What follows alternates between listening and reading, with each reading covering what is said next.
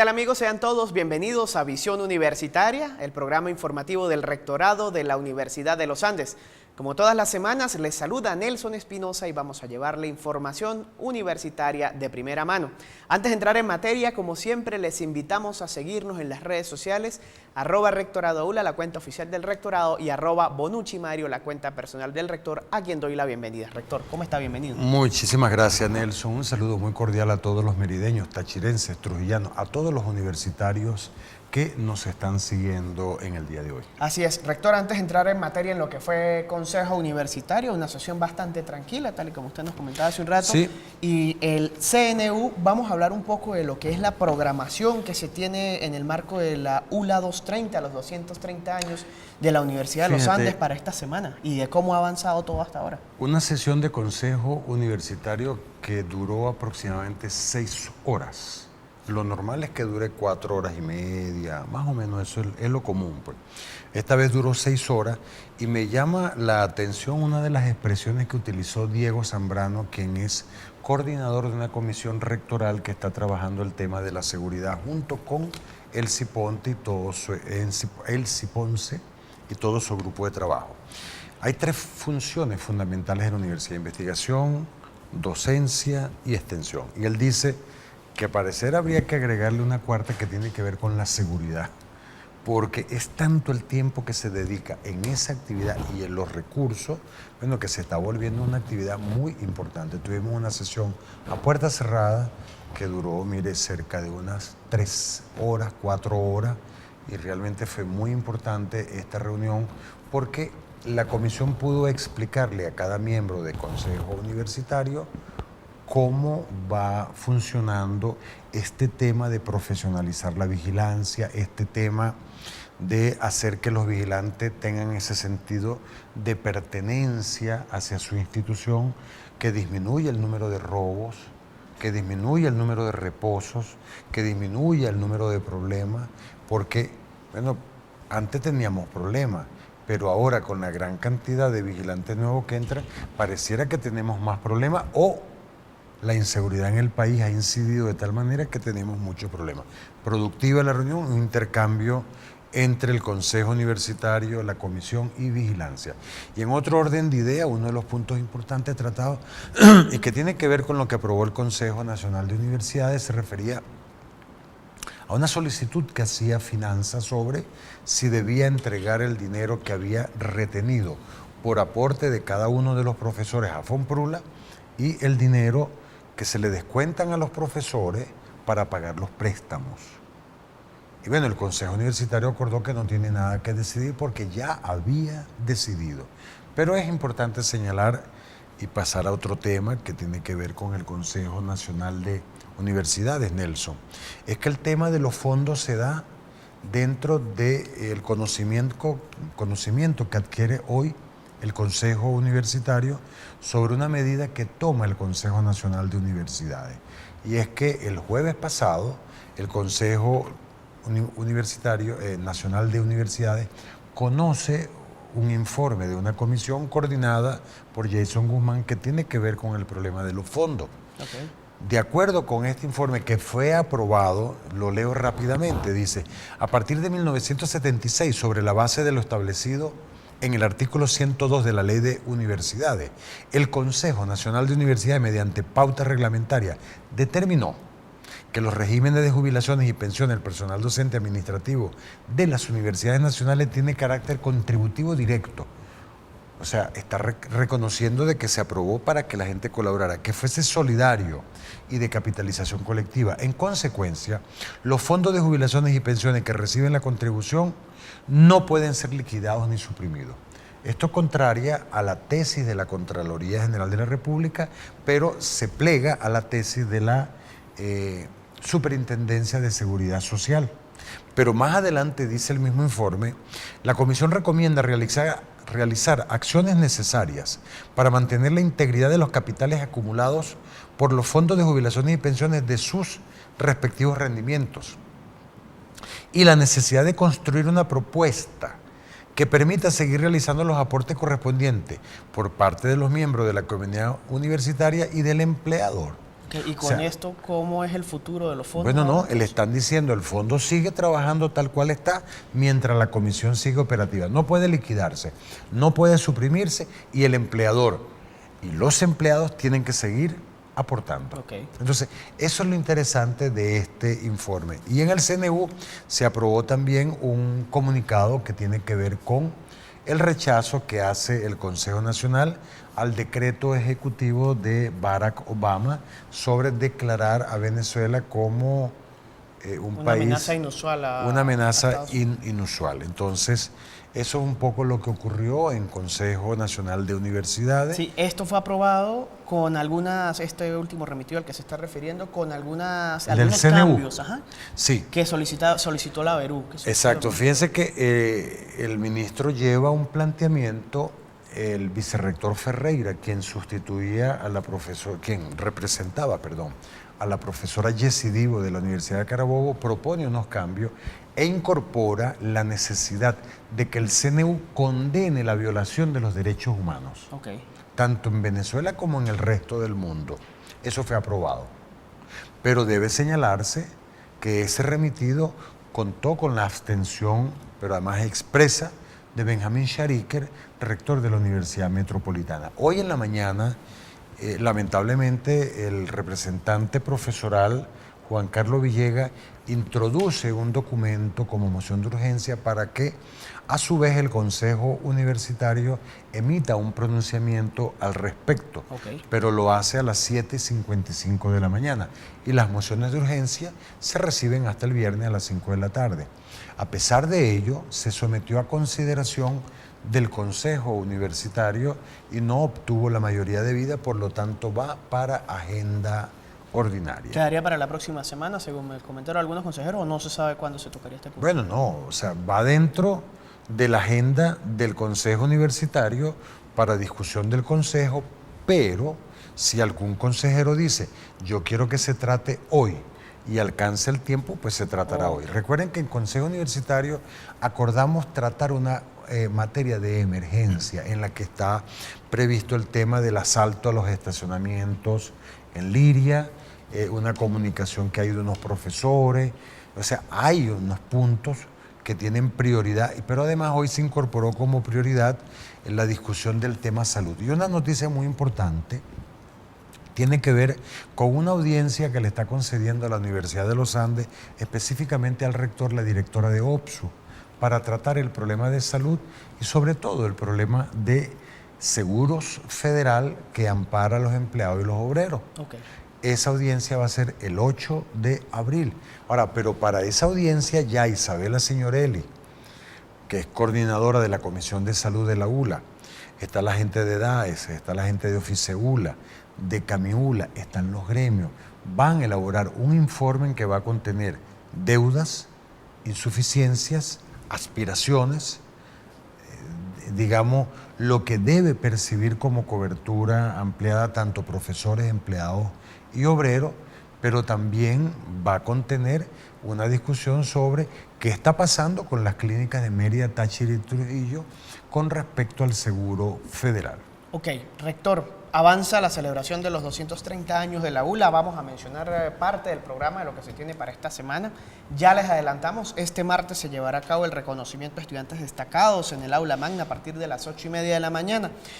Pero la Universidad de Carabobo tuvo un detalle bien importante, bien bonito con la ULA. Coméntenos un poco sobre eso brevemente. Nos queda tuvimos una reunión de ABERU el día miércoles y en esa reunión formal donde estábamos todos los rectores, la Universidad de Carabobo, en manos de su rectora Jessie Divo, que fue para esa reunión, nos entregó un remitido de la Universidad de Carabobo en el cual reconoce la importancia de la Universidad Nacional Venezolana Pública en lo que tiene que ver con el discurrir de la historia de este país y se acoge al júbilo que embarga a la universidad que ocupa el segundo lugar en orden cronológico en este país, que es la Universidad de los Andes. La Universidad Central tiene cerca de 270 años. La Universidad de los Andes va a cumplir 230 años. De verdad que, como diríamos en un argot bastante popular, un detallazo el de la Universidad de Carabobo. Lo mostré esta mañana al Consejo Universitario, se va a colocar en el portal de Prensa ULA y se le va a distribuir a todos los decanos para que lo coloquen en todos sus portales, Facebook, redes sociales y todas estas cosas. Ok, bueno, rector, ha llegado el momento de hacer una pausa, amigos. Acaban ustedes de escuchar al rector Mario Bonucci, quien brindó información sobre lo que fue la sesión del Consejo Nacional de Universidades, la sesión de Averú, donde la comunidad universitaria, el Consejo Universitario de la Universidad de Carabobo tuvo este bonito detalle con la ULA. Y por supuesto vamos a estar comentándoles a lo largo del programa sobre las actividades que se tienen pautadas en el marco de la celebración de los 230 años de la ULA. Al regreso, la profesora Astrid Uzcategui, directora de la Unidad de Gestión de Intangibles de la Universidad de los Andes, nos va a hablar sobre propiedad intelectual. ¿Sabe usted qué es eso? ¿Sabe cómo puede afectar su vida? Pues siga en sintonía de Visión Universitaria y seguro le va a interesar. Ya volvemos.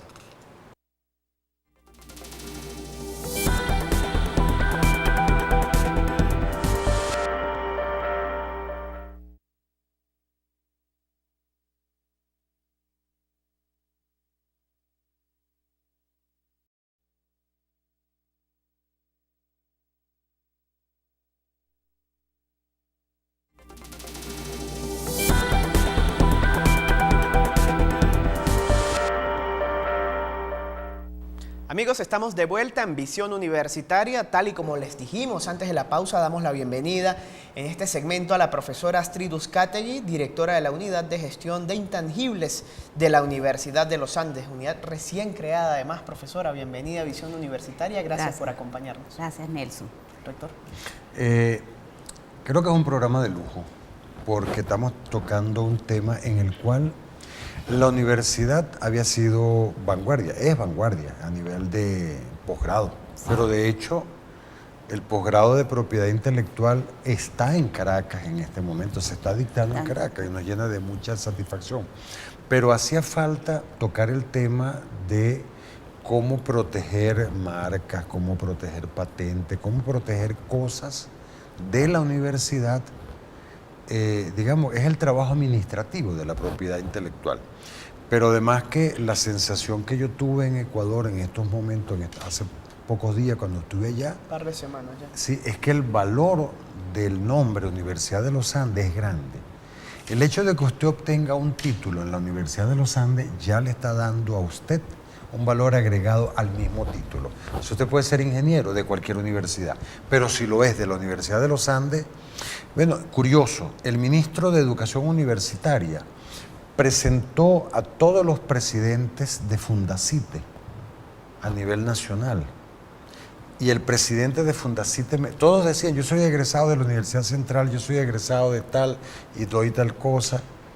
El de Mérida dijo, yo soy egresado de la ilustre Universidad de los Andes.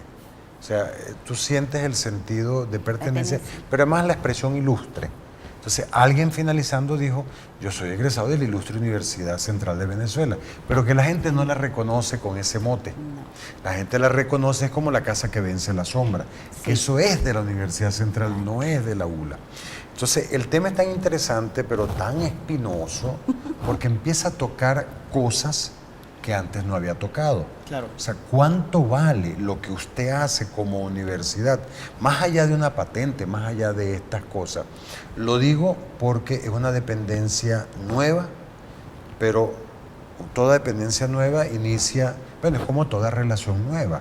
Hay sonrisa, hay amor, hay mucha cara bonita. Hay miedo al cambio. Sí. Ajá, pero en esta situación vemos de que esta dependencia ha sido bastante atacada por algunos sectores que sienten que les están moviendo el piso. Sí. A mí me gustaría, antes de entrar en detalle de lo que es la dependencia, de todo el objetivo que maneja, misión, visión, las dificultades que han enfrentado, que el rector ya acaba de hacer referencia, que conceptualicemos un poco qué es propiedad intelectual, qué son intangibles, un poco para que todos estén claros de qué es lo que es, digamos, el objeto de trabajo de la unidad.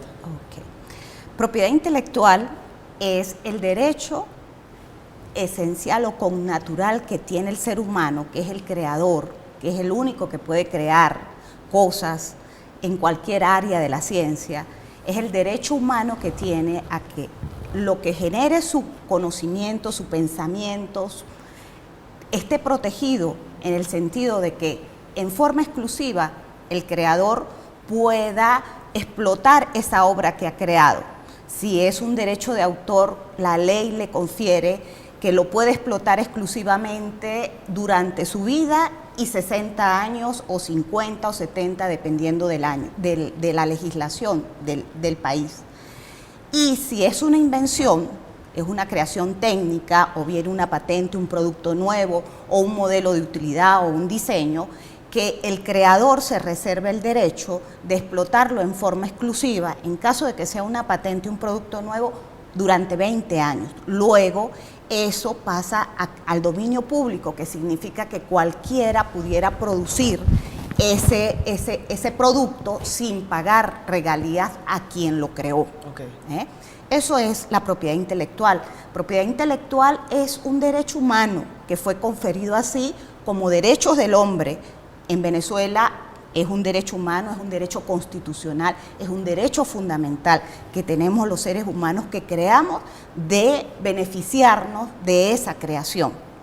¿Por qué se habla de intangibles? Porque lo que se crea muchas veces tú no lo puedes tocar. Es impalpable. Es impalpable, es incorpóreo.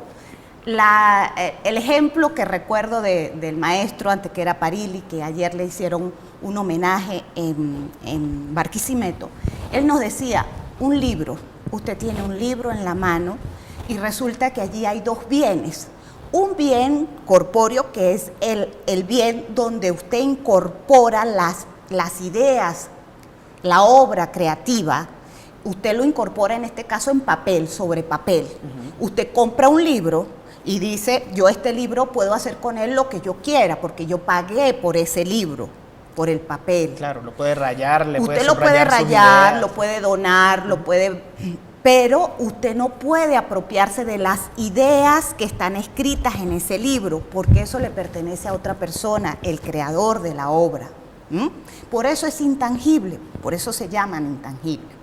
Ok, profesora, ya llegando a lo que es UJIULA, vamos a tomar pues lo que es la misión, de acuerdo a como se define, tiene como misión gestionar el patrimonio universitario de carácter intelectual representado en las obras de creación científica, literaria y artística, identificar sus manifestaciones concretas en derechos de autor, patentes y marcas, y proteger las obras y derechos conforme a los mecanismos legales existentes, en un todo de acuerdo con los valores que definen a la ULA como institución respetuosa de los derechos humanos y de los principios de compromiso, excelencia, cooperación, integridad, honestidad, lealtad y ética. Esto es la misión de UJIULA, de la Unidad de Gestión de Intangibles de la Universidad de los Andes.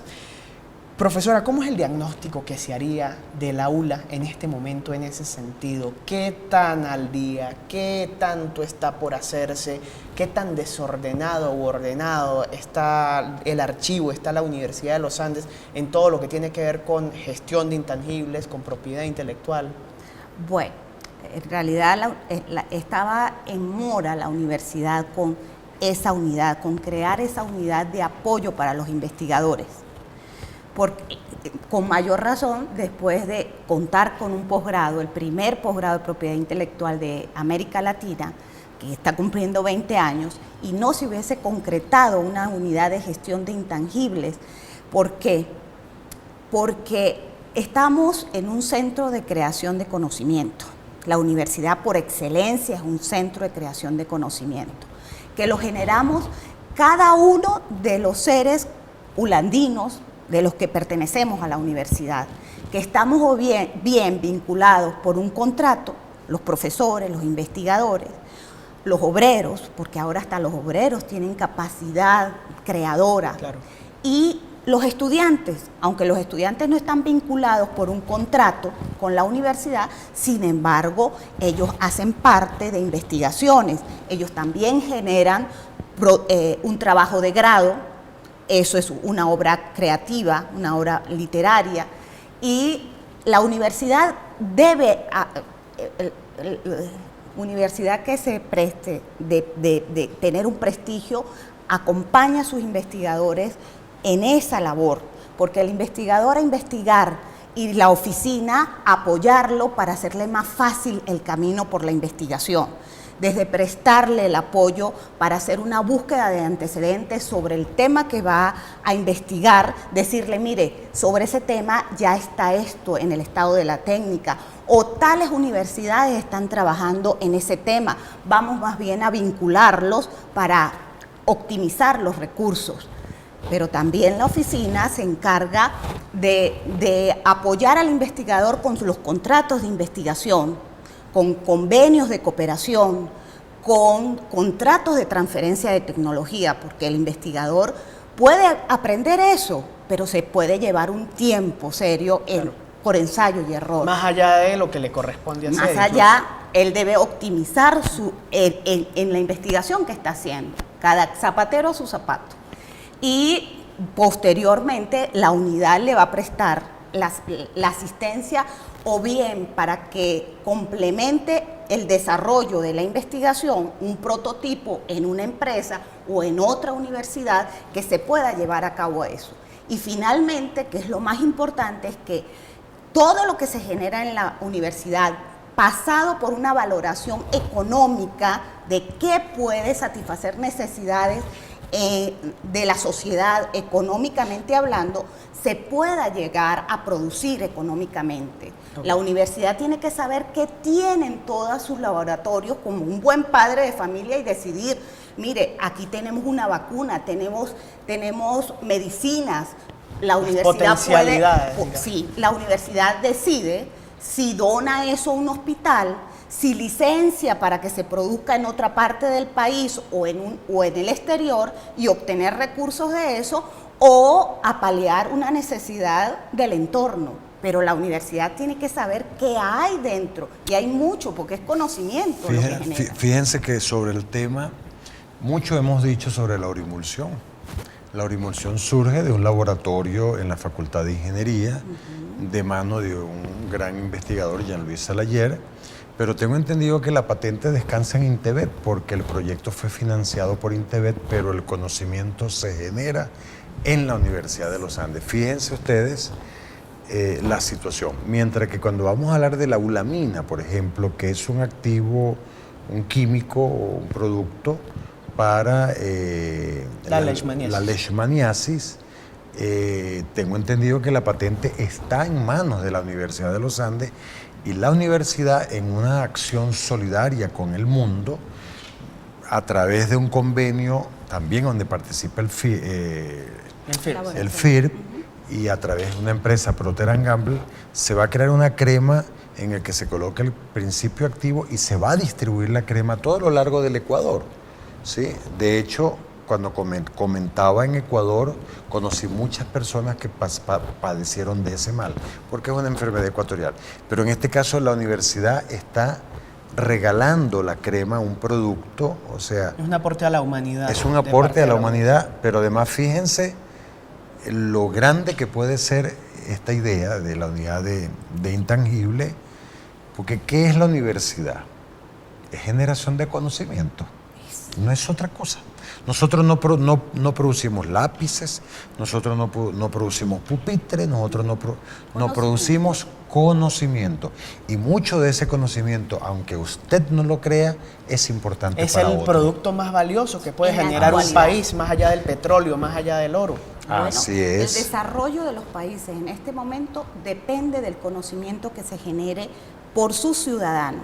Entonces, la universidad tiene un compromiso, porque es un centro reconocido de excelencia que produce conocimiento. Entonces, tiene que saberlo utilizar y decidir, porque el Estado o el gobierno tiene una política de dominio público, donde le dice al investigador, lo que usted produce debe colocarlo para que cualquiera lo use, lo reforme, lo deforme, y eso no es así. Porque, por ejemplo, el rector acaba de poner un ejemplo donde la universidad está aportando un beneficio a través de dar un conocimiento que va a mejorar una condición, una enfermedad.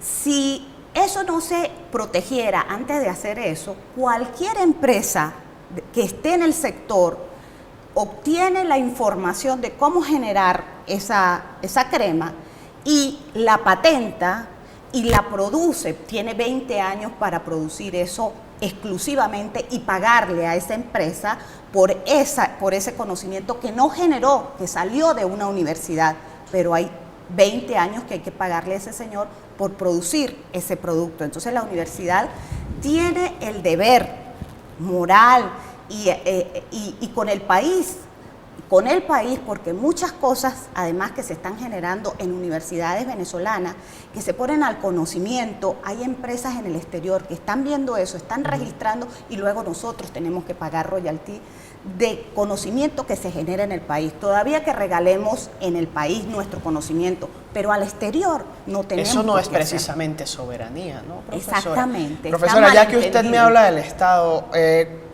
coméntanos un poco sobre lo que es el marco legal venezolano y su articulación. ¿Con qué cuenta un venezolano, un universitario, para proteger sus creaciones intelectuales? Y más allá de contar en el papel y decir, aquí está esto establecido, ¿cómo se articula? ¿Se articula? Bueno, eso es algo que está en discusión, en el sentido que en los últimos 15 años se ha venido desmantelando lo que es el reconocimiento de ese derecho constitucional del creador intelectual, de que se le proteja lo que crea con el derecho a explotar exclusivamente, como lo crea conveniente, eso que ha creado, porque eso es trabajo intelectual. En la ley de la LOCTI del 2010, ¿qué pasó allí?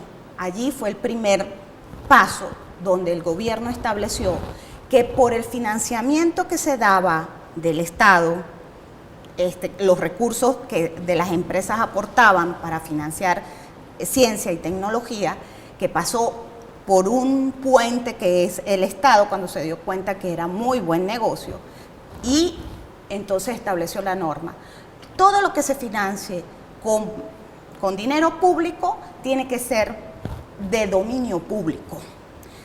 Quitó la posibilidad de protección de la producción intelectual. ¿Y dónde queda el incentivo para el que esté investigando? Una cosa es el incentivo, eso es una expropiación en forma indirecta, expropiado en forma indirecta, algo por dar un 10% de una investigación, quitar un derecho global. Luego, eso, un paso más, lo estableció en la Ley Orgánica del Trabajo. Allí hace diferencias, que también es inconstitucional, entre los trabajadores del sector público y dice, todos los que trabajemos en el sector público y generemos alguna invención o algún resultado intelectual, eso no tiene propiedad intelectual, eso pasa al dominio público. Y los que son empresas privadas, esa creación que se haya hecho es del trabajador, cuando por normativa internacional, si a usted le pagan para hacer un trabajo, el dueño es el que le paga a usted. Así es. Eso quedó Ahora, de lado. si un profesor en la Universidad de los Andes logra generar un conocimiento susceptible de ser aprovechable, que no sabemos cuándo, porque yo siempre he dicho que Albert Einstein, cuando escribió los postulados de la relatividad, nunca pensó que iban a ser tan necesarios más adelante. O sea, el conocimiento a veces no tiene temporalidad, pero si un profesor, empleado u obrero, en su trabajo logran un conocimiento aprovechable que puede ser patentable o digamos, protegido, ¿la propiedad es de quién?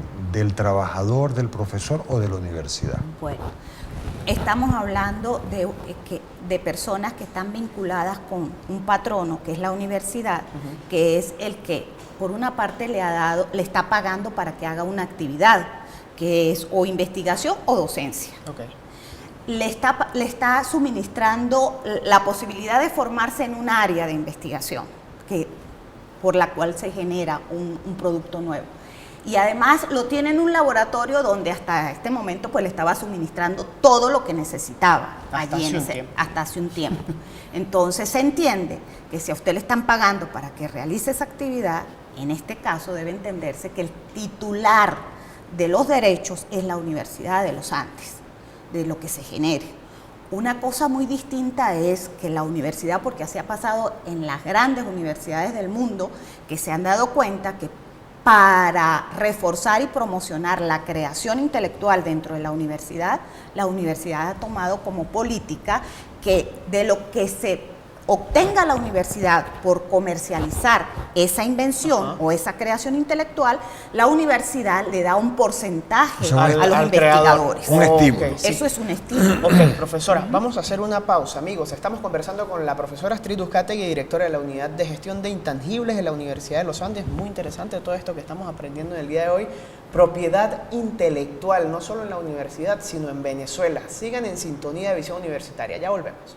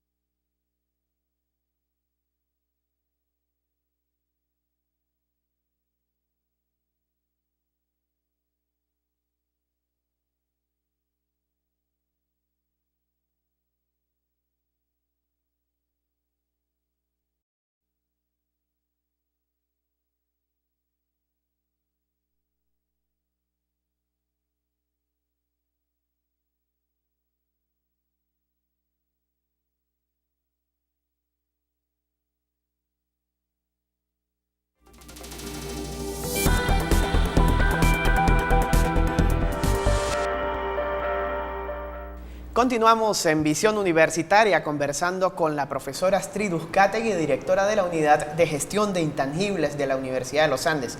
Hemos hecho un repaso de qué son intangibles, qué es propiedad intelectual. Hablamos un poco del marco legal venezolano, de cómo se maneja dentro de la universidad y cómo se maneja ahora, cómo se ha manejado y cómo se maneja ahora con una serie de cambios, algunos un poco ilegales, pudiéramos decir, porque por encima de la Constitución no hay que ser abogado para saber que no hay nada. Sí. Y continuamos pues conversando con ella ahora, profesora. Vemos que tienen proyectos bandera como Marca ULA, prevención de y control del plagio. Pero antes de hablar de los proyectos específicos, para no perder la idea de lo general, me surge la pregunta como cualquier venezolano. O sea, nuestra Constitución establece un régimen democrático, sin embargo el gobierno se ha empeñado en que nosotros tenemos un régimen socialista, cosa que no está escrito en la Constitución, pero además tenemos una relación muy estrecha con Cuba, por ejemplo. Pregunto, o varias preguntas me surgen en la cabeza, y como abogado, pues, pero además como uno de esos actores que tuvo cerca del nacimiento de la especialización, de la especialidad en propiedad intelectual. En un régimen socialista, ¿tiene sentido hablar de propiedad intelectual? ¿O de propiedad? O de propiedad, porque en Cuba, el hecho de que no haya el derecho a la propiedad desdibuja hasta el matrimonio, desdibuja la herencia, desdibuja todo. Podría entonces desdibujar la propiedad intelectual. ¿Qué pasa en Cuba? ¿Qué pasa en Venezuela? ¿Qué pasa en un país ya declarado formalmente como un país socialista? ¿Y qué pasa en Venezuela, en el que aupan la creación de un país socialista? Bueno, con relación a Cuba, en Cuba se protegen los derechos de propiedad intelectual. En Cuba están conscientes del valor del conocimiento y de lo que puede generarles al Estado, porque en Cuba todo lo que se genera es del Estado, no que pasa a dominio público para que cualquiera lo use, no, es del Estado. Y el Estado ha sabido hacer uso de eso. Por ejemplo, las vacunas. Hay muchas vacunas que se producen en Cuba y se protegen, y ellos obtienen royalty a nivel internacional por esas vacunas. Royalty son regalías. Regalías durante dinero. Los 20 años exacto, por las ganancias por ese producto. Ok. Y Y ellos se aprovechan, por ejemplo, si tú tienes un producto norteamericano o de cualquier nacionalidad que puedes llegar a conocer la fórmula, ellos se aprovechan para reproducir ese producto en su país sin permiso del autor. Ellos respetan la propiedad intelectual. Respetan. Ellos se hacen acompañar de la Organización Mundial de la Propiedad Intelectual. Y, por ejemplo, vamos al tabaco. Al tabaco cubano. El coiba. El coiba, que tiene denominación de origen. Cuba tiene más de 22 denominaciones de origen, productos de características únicas de Cuba, y ellos los protegen y los resguardan de las copias que le hacen en el exterior. La música de Silvio Rodríguez, por ejemplo. Ellos protegen y están pendientes de que no le violen sus derechos de propiedad intelectual. ¿Qué ha pasado con Venezuela? Venezuela en eso no sigue la línea cubana, porque el Estado venezolano se niega a reconocer la propiedad intelectual de una forma inconstitucional y hasta ilegal, de desconocer ese derecho humano, ese derecho fundamental. Y nosotros nos salimos de la comunidad andina, donde teníamos toda una normativa bien estructurada de protección de la propiedad intelectual, y ahora nos encontramos con que volvimos a una ley del 55 que no nos beneficia porque no está armonizada con los tratados internacionales. Ahora Mercosur, Alba, pero no entramos protege. entramos al Mercosur y nos están obligando a que tenemos que armonizarnos por los tratados internacionales, donde, por ejemplo, tenemos que actualizar, dar denominaciones de origen, reconocer las denominaciones de origen que viene de Argentina con todos sus vinos, de Brasil, que en menos de 2 años Brasil reconoció casi 30 productos con denominación de origen. Están obligando al Estado venezolano en que actualice su legislación porque pues la propiedad intelectual tiene sentido hablarla si económicamente hay rendimiento, sino sí, propiedad profesora, intelectual para tenerla en la gaveta, un libro, un poemario, por una un música orgullo. para tenerla en la gaveta, no tiene sentido. profesora, en los tiempos actuales en donde todo lo digital está cambiando la manera de hacer absolutamente todo, Sí. ¿cómo opera la propiedad intelectual allí, por ejemplo, en la creación de un determinado diseño que está nada más en digital, por poner un ejemplo, la creación, si Una vamos a la imagen. música, de un determinado loop que acomodó las ondas de una manera que no la había hecho otro artista? ¿Cómo se maneja en ese sentido?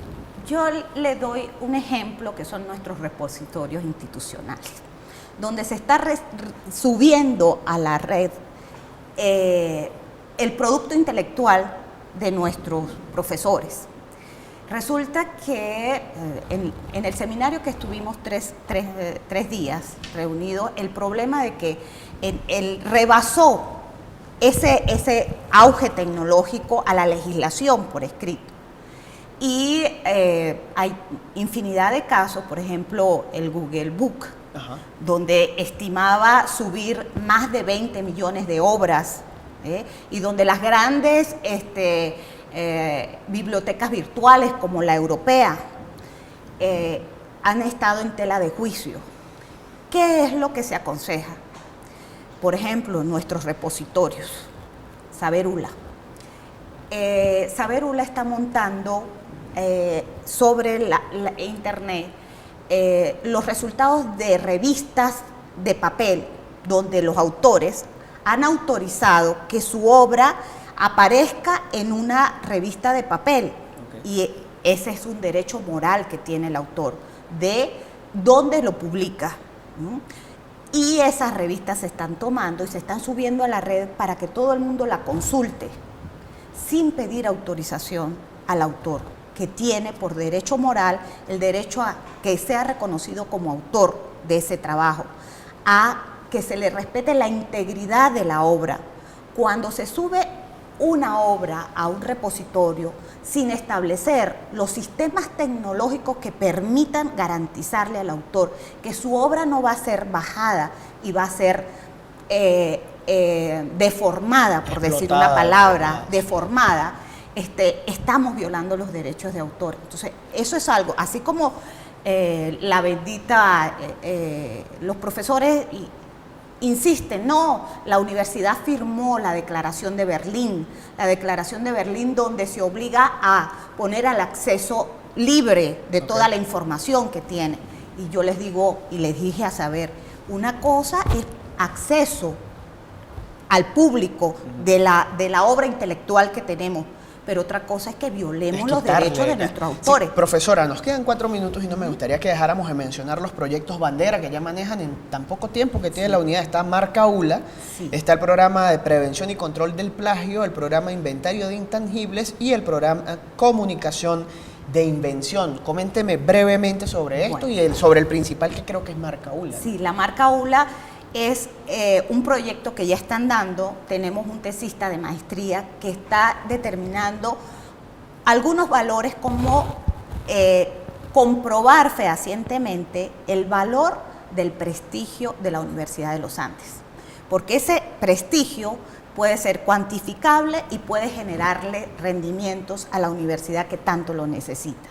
Entonces, estamos determinando cuál es el valor de ese prestigio y cómo cada ulandino contribuye en mejorar ese valor o en perjudicar ese valor para tomar las medidas necesarias para continuar con ese acervo. Cada día el valor de la marca ULA sea mejor. Ok, prevención y control del plagio, pues creo que es lo que hemos hablado durante todo el programa, esencialmente, ¿no? Es estar vigilantes. Como un centro de conocimiento y con la tecnología de punta y con internet, pues se ha entendido mal el copiar y pegar, y entonces tenemos problemas, no solo de estudiantes que se plagia lo que está en la red sin citar, no solo profesores que se plagian los trabajos de los estudiantes, o profesores que no respetan la autoría, la coautoría de sus compañeros, o más aún que recibamos financiamiento para un proyecto de investigación y se aporten resultados plagiados. Entonces hay que hacer una normativa institucional de prevención y de control del plagio, porque eso incide en el valor de la marca ULA, del prestigio. Y el otro, que es el inventario de todos los bienes de propiedad intelectual que tiene la universidad, porque todo lo que hemos producido, el titular de los derechos es la universidad. Okay. Entonces, se va a hacer un levantamiento de todo lo que existe de proyectos de investigación, de los productos que ya existen y no se han protegido, de las marcas que tiene la universidad, empezando por la de la televisora, por la de la radio, por el logo de la marca de la universidad ULA, que cualquiera lo usa y se beneficia lícitamente o ilícitamente, porque algunos piden autorización, otros no, y se están beneficiando de la marca ULA. Tú vas a cualquier tienda o en el mercado principal y ves cualquier cantidad de productos. Pero eso tiene unas lecturas complicadas, ¿no? Porque además la ULA también toda Mérida la siente. Claro, entonces, y por ahí es donde viene mi pregunta. Mariano Picón Sala decía que la Universidad de los Andes es una universidad con una ciudad por dentro. ¿Cómo decirle al pequeño artesano, tú no puedes utilizar el logo ULA para tu artesanía y poder vendérsela al turista, por ejemplo? O sea, cuesta trabajo, ¿no? Sí, pero eso, todas las universidades han pasado por eso, sí. Y hay forma, inclusive por el amor que se le tiene a la universidad, en una situación por la que está pasando la universidad, se debe entender, sí, benefíciese de la universidad, pero devuélvale a la universidad una partecita de lo que usted gana porque lo necesita, sí. Y seguramente que eso se va a dar. Profesora, muchísimas gracias por habernos acompañado, muy interesante de verdad el programa del día de hoy. Profesor, palabras finales. Creo que hoy hemos tocado uno de los temas que normalmente no se toca en ninguna universidad ni en ninguna institución dedicada a la generación del conocimiento. Creo que ha sido un tema no tabú, sino un tema descuidado. Creo yo que la palabra. Yo creo que es el mejor regalo que se le dio a la universidad en los 230 años. En los 230 años. Nos sentimos muy orgullosos del trabajo que realiza nuestra buena amiga, pero además que yo debo reconocer que Astrid no solo nos ha acompañado en propiedad intelectual, sino en romper paradigmas educativos, o sea, que nos acompaña también en otros proyectos interesantes. Muchísimas gracias y yo auguro que va a haber mucho ruido. De hecho, en el Consejo Universitario no hemos podido aprobar el reglamento de la unidad, que es un reglamento inocuo, porque hay gente que empieza a decir, no, momentico, cuando yo vaya a hacer este convenio, este contrato, porque eso es algo como cuando usted va a comprar alguna cosa, usted dice, yo tengo estos dos productos, este vale tanto y este vale un poco más. ¿Por qué pago yo por este que vale un poco más? Por la calidad. Y es que la calidad... Así sea el empaque. Exacto, y es que la calidad de la ULA vale. Muchísimas gracias, Astrid. Profesor, les comento, y la profesora también que está cordialmente invitada a algunas de las actividades que están en el programa de ULA 230, de los 230 años de la Universidad de los Andes para esta semana. Este martes a las 8:30 en el Aula Magna, reconocimiento a estudiantes destacados. Y este martes también, pero a las 5 de la tarde en el Auditorio César Rengifo, obra de teatro El Bachi, del grupo de teatro Junín. El 18 de marzo en el Salón Rojo, Salón Fray Juan Ramos de Lora, homenaje póstumo a la memoria del doctor Carlos Chalbo Serpa, esto es a las 10 de la mañana. Festival de la Risa, 18 de marzo en el Auditorio de Fases a las 4 de la tarde, siempre es bueno reírse un poco, ¿no? Bueno, al mal tiempo buena cara, como además que es un taller de risoterapia en el cual se le van a dar clases de liderazgo a través de la risa. Exacto, no es una cuestión de stand-up comedy, es una terapia de risa. Entonces hay que ir. Sí, Festival de la Voz Universitaria, 20 de marzo, Auditorio César Rengifo a las 5 de la tarde, esto es el viernes. El mismo viernes a las 6 de la tarde, concierto Madrigales, esto es la Coral de Trabajadores, a las 6 de la tarde, Aula Magna. Todo esto es gratis, ojo, usted puede asistir totalmente gratis a todo esto que le estamos comentando. Y finalmente, el domingo 22 de marzo, caminata recreativa. El sábado cierra el curso de periodismo. De balance informativo. De balance informativo en la Facultad de Ciencias. Y el domingo, de verdad que la invitación es muy cordial. Quien les habla va a participar. Nelson también va a participar. Fátima, que está detrás de la cámara, va a participar. Aquí va a participar muchísima gente en pareja. Y la profesora Astrid, que ella está de blanco, usted está de azul, y pudieran caminar los dos. Así es. Además, voy a participar de la mano de la Gacela de los Andes, de Dulce Monaga. Se puso un buen reto usted, profesor. Así es. Amigos, de esta manera llegamos al final de Visión Universitaria. Los dejamos con un micro preparado por el equipo de ULA TV, de Visión Universitaria, por Nereida Pacheco, en la edición de Xavier Uzcategui, y se llama Micro la ULA y los derechos humanos. Esto es Visión en Positivo. Será hasta la próxima semana.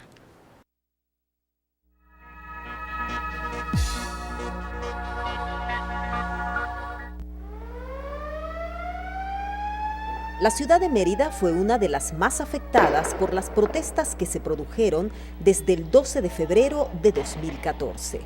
Durante las manifestaciones estuvieron muy comprometidos los derechos humanos. Pero, ¿qué entiende la gente por estos? Los derechos que tienen los habitantes de cualquier sitio para que los defienda la ley o el Estado. Derecho fundamental a la vida y a la salud deben ser preservados por todos los gobiernos, por todas las personas, e inclusive preservados entre nosotros mismos, el derecho a la vida, el derecho a la salud, el derecho a la alimentación. Los derechos humanos son los beneficios que tienen las personas solamente por existir. El derecho a la vida, el derecho a la comida, el derecho a la educación. ¿Quiénes violan los derechos humanos? Los que violan derechos humanos es exclusivamente el Estado, con su acción u omisión. ¿Qué quiere decir con su acción? Cuando los cuerpos o los órganos de seguridad violentan las normativas o los protocolos internacionales para la defensa de la dignidad de la persona en sus derechos humanos. Por su omisión, cuando el Estado deja que particulares o ajenos al Estado, al gobierno como tal, deja que personas violen o agredan derechos humanos. La mayoría de los derechos vulnerados son los referentes a la vida y a la integridad física del ser humano. Entonces la emoción que más se puede captar en las víctimas es el miedo. Lo inmediato es el miedo. Luego vienen emociones como la frustración, el sentirse que no se puede hacer nada, que no hay justicia. Y eso es lo que tratamos nosotros de manejar en la víctima, que comprenda que sí, que la justicia sí existe, que puede tardar, pero que sí existe. Los ciudadanos deben tener presente que estos derechos no prescriben. Que no tiene un lapso para ejercer las acciones correspondientes. Puede acudir o en un momento determinado, cuando ya produce la acción, se produce la violación, o documentar esa información, y de ahí la importancia del observatorio, que se documente la información para que en un posterior momento pueda ser utilizada como una prueba. Profesionales de la ULA comprometidos en apoyar a la ciudadanía se hicieron presentes en los lugares donde se presentaron las protestas. A partir de allí surge la iniciativa de conformar el Observatorio de los Derechos Humanos de la Universidad de los Andes. En toda sociedad es fundamental que existan centros, atalayas, observatorios de los derechos humanos, porque por más que el Estado o el gobierno se proponga, no hay garantía absoluta de que en la sociedad en su conjunto haya un cumplimiento, un seguimiento de los derechos humanos. Al cumplirse un año de la creación del Observatorio de los Derechos Humanos, conozcamos cómo ofrecen respaldo a las víctimas. Tenemos un apoyo inmediato a corto plazo y un apoyo a largo plazo. El apoyo inmediato es justamente, tenemos algunos abogados que forman parte del Observatorio de Derechos Humanos que dan asistencia, específicamente cuando se trata, pues porque es el Observatorio de la Universidad de los Andes, específicamente cuando se trata de estudiantes detenidos, es decir, detenidos en el marco de protestas, de manifestaciones convocadas también por el movimiento estudiantil. De que debemos ser pacientes, de que debemos seguir luchando por los derechos humanos y que debemos enseñar a los demás, porque al final todos somos emisores del mensaje de los derechos humanos, porque todos los tenemos, son irrenunciables, no se les pueden regalar a nadie, no se pueden negociar. El observatorio es plural, es universal. Nosotros defendemos los derechos humanos de todas las personas, ¿verdad? Por el solo hecho de ser personas, por su dignidad humana. Poco importa la ideología, poco importa sus creencias, poco importa lo que hacen, lo que piensan, lo que dejan de hacer.